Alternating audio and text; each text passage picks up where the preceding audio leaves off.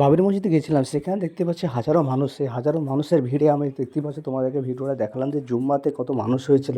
সবাই হয়তো তোমরা দেখোনি যে জুম্মাতে হঠাৎ রায়ের ভূঁই সব কিছু ফুল হয়ে গেছিলো। দেখতে পাচ্ছ এমন কোনো জায়গা বাকি ছিল না যে সেখানে মানুষ নাই।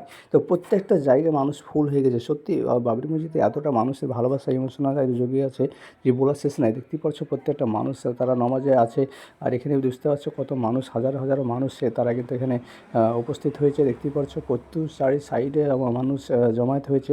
তো এখানে দেখতে পাচ্ছ ইজতেমাতে যেমন মানুষ হয়েছে, ইজতেমার সমান তো হবে না, কিন্তু ইজতেমার এখানে তো 1% হবে। তো যাই হোক দেখতেই পাচ্ছ এখানে হাজার হাজার মানুষ সত্যি।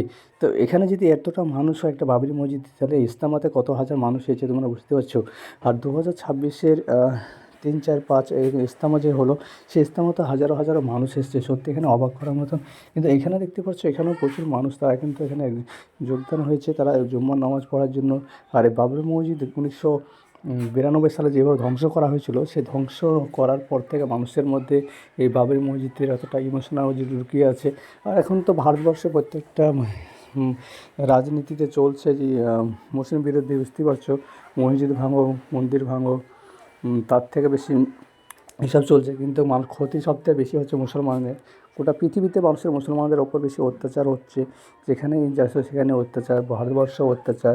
তো এত অত্যাচারের মধ্যে মুসলমান টিকে আছে, দাঁড়িয়ে আছে তার ইমানের জোরে। তো মানুষ এমনই একটা মানুষ, মুসলিম জাতি, তাকে কোনো ভয় দেখিয়ে, ডর দেখিয়ে কিছু করা যায় না। হয়তো আমরা দুর্বল, হয়তো পুলিশ প্রশাসন ক্ষমতা ওদের হাতে, তাই হয়তো আমাদেরকে সব কিছু করতে পারে, আমাদের বিরুদ্ধে কাজ করতে পারে। কিন্তু আমাদের ইমান আছে, ইমানের জোরে কিন্তু আমাদের মুসলমান জাতি তাদের ইমান নিয়ে চলতে পারে। তো দেখতেই পাচ্ছ এই বাবরি মসজিদ আমাদের আবেগ নিয়ে চলছে। এই আবেগ আমাদের, যতদিন আমাদের বাবরি মসজিদ কমপ্লিট না হচ্ছে, ততদিন আমাদের আবেগ সম্পূর্ণ হবে না। যাই হোক, আমরা 1992 সালে যেভাবে বাবরি মসজিদকে ধ্বংস করা হয়েছিল, সেই জায়গাতে আমরা পাচ্ছি না। তারপরেও আমরা কিন্তু একটা সে স্মৃতি হিসাবে এই বাবরি মসজিদ তৈরি করতে মানুষ উৎসাহ হয়েছে। এটা খুবই ভালো বিষয়। আর ওই বাবরি মসজিদ তো ফিরে পাবো না কোনো দিন, না কোনো দিন আল্লাহ যদি করে, হিদায়ত করে, সেই বাবরি পরে যেমন জোর জবরদস্তি সেই বাবরি মসজিদ